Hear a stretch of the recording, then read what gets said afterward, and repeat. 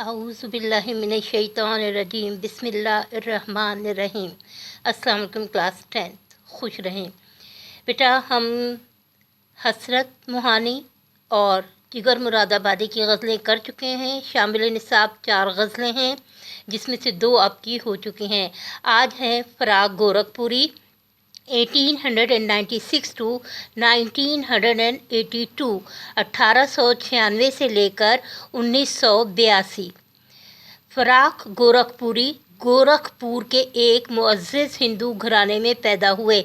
गोरखपुर इलाके का नाम है, जगह का नाम है।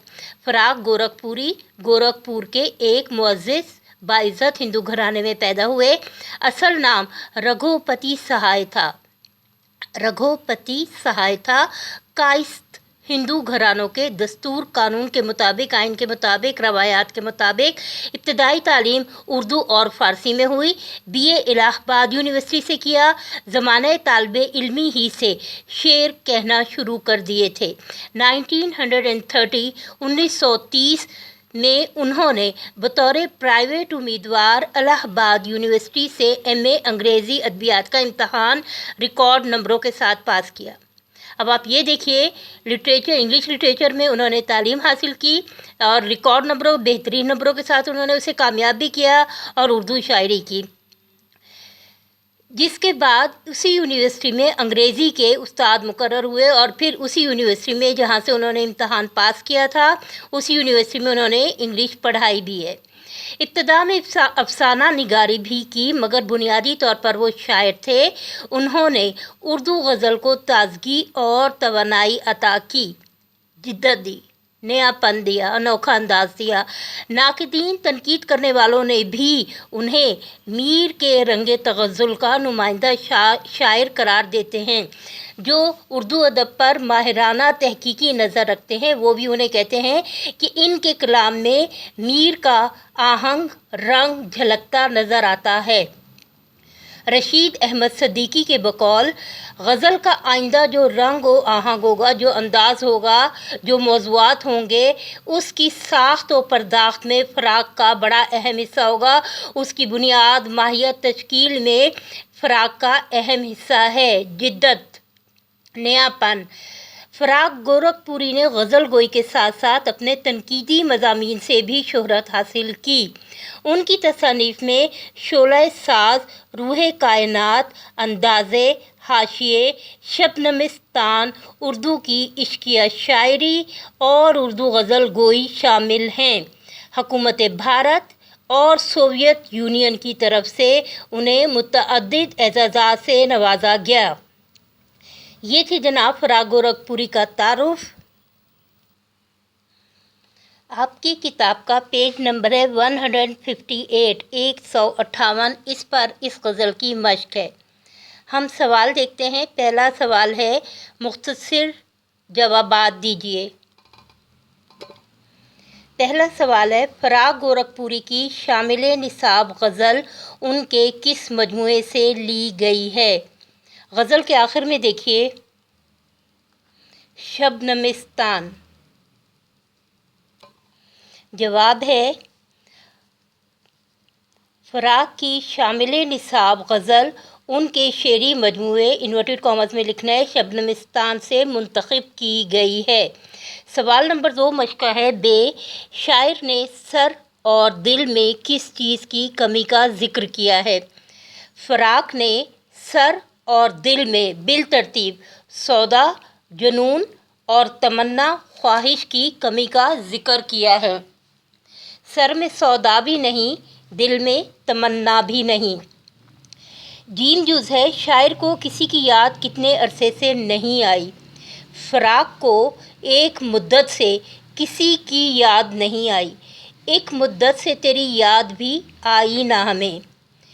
दाल जुज़ है, शेरी इस्तिलाहात के हवाले से इस गज़ल की रदीफ़ क्या है? शेरी इस्तिलाहात के हवाले से फ़राग की शामिल निसाब गज़ल की रदीफ़ भी नहीं है। हम उसे मुँह से बुरा तो नहीं कहते कि फ़राग दोस्त तेरा है, मगर आदमी अच्छा भी नहीं रदीफ है, जो कि गज़ल के हर शेर के दूसरे मिसरे में दोहराया जा रहा है। देखिए स्टूडेंट्स, आपकी किताब का पेज नंबर है 155।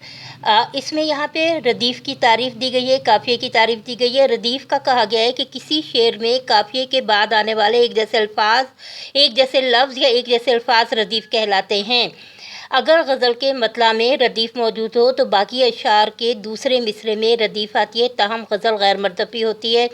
इसी तरह काफ़िए की तारीफ़ दी गई है कि किसी शेर के पेज नंबर आपको नज़र आ रहा होगा 154 है आपकी किताब का, जिसमें काफ़िए की तारीफ़ बताई गई है।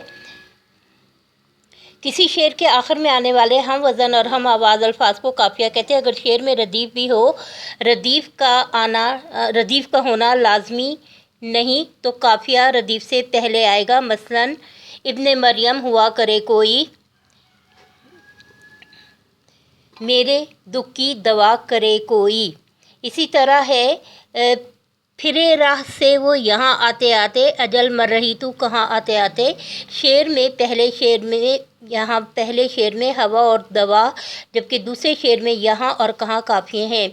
काफ़िए और रदीफ़ की तारीफ़ भी आपकी किताब में मौजूद है, इसी तरह मतला और मक्ता की भी, और ये आपको पढ़ाते हुए साथ साथ करवाई गई हैं। इनको ज़हन नशीन कर लीजिए, क्योंकि ये मुख्तसर सवालात जवाबात में भी आता है, जो ग्रामर पोर्शन के सवाल होते हैं, और उसके अलावा आपको तशरीह करते हुए भी बताना होता है कि ये जो है गज़ल का मतला है या मक्ता है, और काफ़िया है या रदीफ़ है, इसका ये है। मतला इसके मायने तलू होने की जगह के हैं। इस्तिलाह में किसी गज़ल या कसीदे के पहले शेर को मतला कहते हैं, बशर्तिया कि इसके दोनों मिसरे हम काफ़िया और हम रदीफ़ हों। और ये जुमला अक्सर बच्चे मतला की तारीफ़ में नहीं लिखते, जबकि ये लिखना लाजमी है। मतला तलू होने की जगह, निकलने की जगह, इब्तदा इस्तिलाह में किसी गज़ल या कसीदे के पहले शेर को मतला कहते हैं। लेकिन शर्त क्या है कि इसके पहले दोनों मिसरे हम काफ़िया और हम रदीफ़ हों। गालिब की गज़ल का मतला इस तरह है, बाजी चाहे अतफ़ाल है दुनिया मेरे आगे, होता है शबो रोज़ तमाशा मेरे आगे। इसी तरह मक्ता है, गज़ल के आखिरी शेर को जिसमें शायर अपना तखल्लुस इस्तेमाल करता है, मक्ता कहते हैं। अगर तखल्लुस मौजूद ना हो तो वो शेर मक्ता नहीं होगा, बल्कि आखिरी शेर होगा। नासिर काज़मी की एक गज़ल का मक्ता है, वक्त अच्छा भी आएगा नासिर, गम न कर ज़िंदगी पढ़ी है अभी। सवाल नंबर दाल था कि शेरी इस्तिलाहात के हवाले से इस गज़ल की रदीफ़ क्या है। जवाब सिर्फ इतना है, शेरी इस्तिलाहात के हवाले से फ़राक की शामिल निसाब गज़ल की रदीफ़ भी नहीं है। हम उसे मुँह से बुरा तो नहीं कहते कि फ़राक दोस्त तेरा है मगर आदमी अच्छा भी नहीं, ये जवाब है। बाकी सारी तफसीलात आपको याद दहानी के लिए दी गई हैं, क्योंकि ये बार बार दोहराई जा रही हैं और फिर इम्तहान में भी आती हैं, इस वजह से आपको दोबारा से दोहरा दी गई हैं।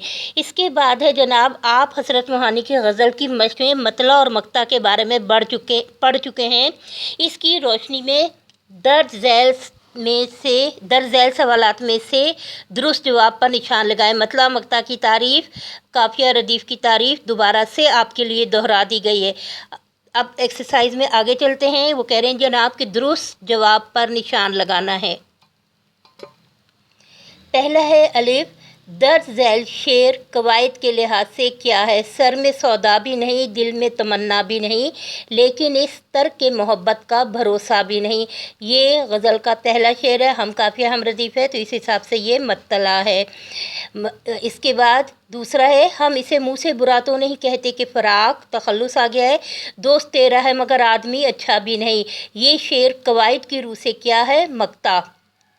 इस गज़ल में रदीफ़ क्या है, अभी बात हुई है रदीफ़ के हवाले से भी। तमन्ना, भरोसा, नहीं, भी नहीं, गैर मर्दब, इस गज़ल की रदीफ़ है भी नहीं। आप इसका शेर कोई भी देख लें, अभी आपको हवाला दिया गया है, हम उसे मुँह से बुरा तो नहीं कहते कि फ़राक, दोस्त तेरा है मगर आदमी अच्छा भी नहीं बार बार दोहराया जा रहा है, ये है रदीफ़। इस गज़ल में शकीबा अच्छा ऐसा कवायद की रूह से क्या है, काफ़िए हैं। ये सब हम आवाज़ अल्फाज है, काफ़ी हैं। फ़राक गोरखपुरी की इस गज़ल का कौन सा शेर आपको ज़्यादा पसंद है, वजह लिखें, ये आपने ख़ुद करना है। इसके बाद है, फ़राक की गज़ल के मतन को जहन में रख कर दुरुस्त जवाब पर निशान लगाएं। सर में सौदा भी नहीं, दिल में तमन्ना भी नहीं। بے ہے سکون دل وحشی کا مقام کہاں نہیں ہے، کہیں بھی نہیں، کیونکہ وہ کہہ رہے ہیں کنج زندہ میں بھی نہیں، وسعت صحرا میں بھی نہیں، اس کا مطلب ہے کہیں بھی نہیں، کنج زندہ میں بھی نہیں، وسعت صحرا میں بھی نہیں، یعنی زمین میں کہیں بھی نہیں ہے، کہیں نہیں، یہ جواب ہے اس کا نمبر 4۔ اس کے بعد ہے جناب، شاعر کو محبوب کی یاد کب سے نہیں آئی؟ ایک مدت سے تیری یاد بھی آئی نہ ہمیں، اور ہم بھول گئے تجھے ایسا بھی نہیں مدت سے۔ مقطع میں کسے برا نہ کہنے کا ذکر کیا گیا ہے؟ محبوب کے دوست کو۔ اس کے بعد ہے جناب، مصرے مکمل کرنے ہیں۔ ایک مدت سے تیری یاد بھی آئی نہ ہمیں، یوں تو ہنگامے اٹھاتے نہیں دیوانہ عشق، آج غفلت بھی ان آنکھوں میں ہے پہلے سے سوا، بات یہ ہے کہ سکون دل وحشی کا مقام دوست تیرا ہے مگر آدمی اچھا بھی نہیں۔ غزل کے پہلے اور دوسرے شعر کی تشریح کریں۔ غزل کے پہلا اور دوسرا شعر کے ساتھ ساتھ ہم نے مکمل تشریح کروائی ہے آپ کو، پورے یہ غزل کی تشریح کرنی ہے، ٹھیک، اور لکھ کر اس کی مشق بھی کرنی ہے آپ کو جو غزل کی تشریح کروائی گئی ہے۔ اس کے بعد ہے درج ذیل الفاظ و تراکیب کے جملے بنائیے۔ پہلا ہے سودا، آپ اسے دیکھیے، ایک تو یہ ہے کہ بازار سے سودا لے آؤ، ٹھیک ہے۔ دوسرا ہے جب تک تمہارے سر میں کامیابی کا سودا نہیں سمائے گا کامیابی مقدر نہ ہوگی۔ جنون، بھروسہ، مجھے آپ پر مکمل بھروسہ ہے، مجھے اپنی صلاحیتوں پہ بھروسہ ہے، مجھے پورا بھروسہ ہے کہ اللہ میری سن لے گا۔ دیوانہ عشق، دیوانہ عشق مقصد میں مبتلا لوگ ہوتے ہیں، یا یوں کہہ لیں کہ مقصد سے محبت کرنے والے ہی دیوانہ عشق ہیں۔ دیوانہ عشق ہی سرفرازی ہے، ترک محبت کا گلہ کیا۔ جام شکیبہ، شکیبہ صبر کو کہتے ہیں، جام شکیبہ پی لیا تو پھر زندگی کے درد ختم ہو گئے۔ غفلت اور لاپرواہی تباہی اور بربادی ہے۔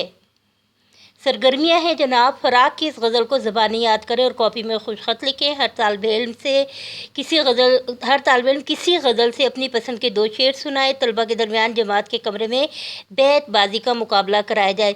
اچھا، یہ ایکٹیویٹیز اچھی ہیں اور شعر اور شاعری کوئی بری چیز نہیں۔ آپ یہاں پہ بھی پڑھیں مختلف شعراء کے بارے میں کہ کامیاب ترین افراد تھے دنیا کے، زندگی کے، اپنے اپنے اداروں کے کامیاب ترین افراد، تو باذوق لوگوں کی، نفیس لوگوں کی شاعری پسند ہوتی ہے۔ میں نے ڈاکٹر قدیر کے حوالے سے بھی بتایا آپ کو کہ ان کا رجحان شعر و شاعری کی طرف اتنا زیادہ ہے، پاکستان کا ایٹم بم بھی انہوں نے بنایا ہے، مسلم امت مسلمہ کا پہلا ایٹم بم، لیکن شعر و شاعری کی طرف ایک طبعی ان کی فطرت ہے، ان کا رجحان ہے، ان کا ذوق ہے، اور جو کہ طبیعت کو اور نفیس کر دیتا ہے۔